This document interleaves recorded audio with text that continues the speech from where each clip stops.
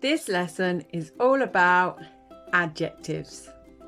So adjectives are often called describing words because they single out characteristics of a noun such as its colour or size. Be careful though, as this description does not always help us distinguish adjectives from other parts of speech. So here are a few tips to help you find them. Adjectives can be used before a noun to let us know specifics about the noun. For example, the red bus or a large umbrella. Adjectives can also be used after the verb to be. For example, the frog was green or the food was tasty. What adjectives might you use to describe this dog? Did you say small or fluffy or white? Or did you think of a different adjective?